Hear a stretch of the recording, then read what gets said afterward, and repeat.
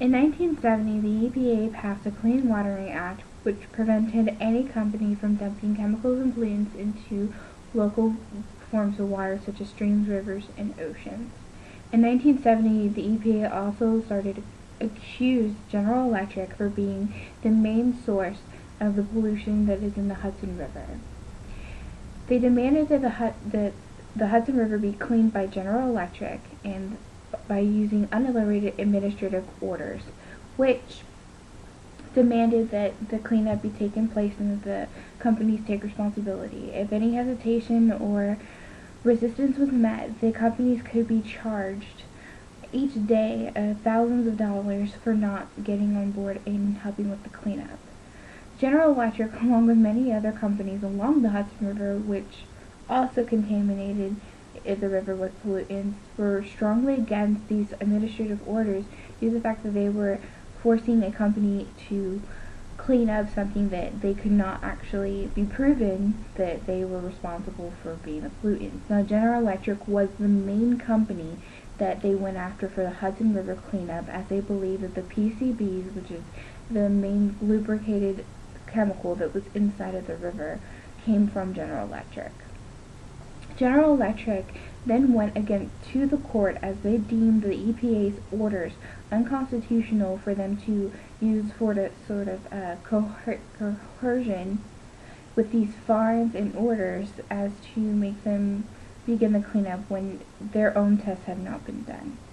General Electric believed that the PCBs inside the river were biodegradable back in the 1970s, but after further tests they realized that the PCBs were not degradable. General Electric does not disagree that the river needs to be clean. What they disagreed with was the way that the EPA and the government went to go and enforce the cleanup. Over the years that it took for the court decision to be made that General Electric was to continue and follow through with the EPA's cleanup plan, the EPA and other environmentalist groups such as Riverkeeper created a bad image for General Electric, seeing that they were hesitant and did not want to take responsibility for the mess they had made. Before 1970, dumping pollutants and chemicals into the rivers from the power plant was legal. General Electric and the other companies did not break any laws, and since the Clean Water Act was passed, no chemicals have been dumped into the Hudson River or any other company or plant near any forms of water. The U.S. Chamber of Commerce and National Association of Manufacturers wrote briefs in General Electric's defense, agreeing that the EPA cannot use these fines and other acts to try and force the company to do it. It's going against the constitutional right of a due process trial, which they were denied due to the Superfund label that was placed upon the Hudson River for the massive amount of pollutants inside the river.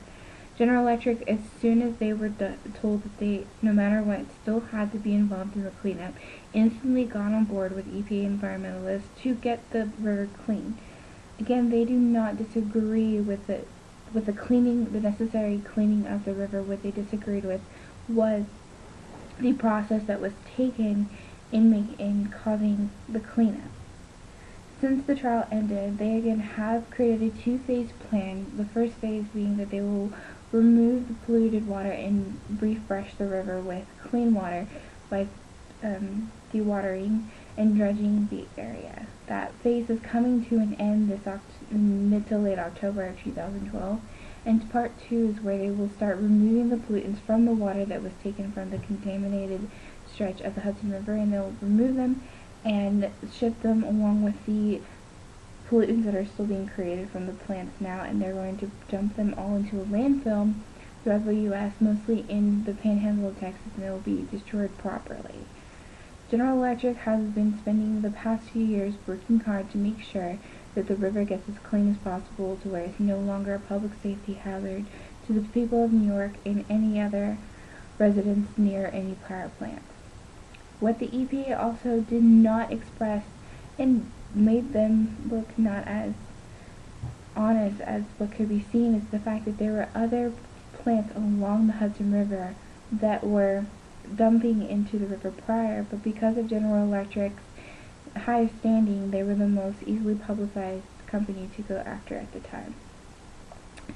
General Electric has put their differences aside, and over the years during the trial that was going on with the courts in D.C., their engineers have been were creating the plan that is being used today to help dredge the water in anticipation for the outcome. General Electric had every plan on helping clean the river.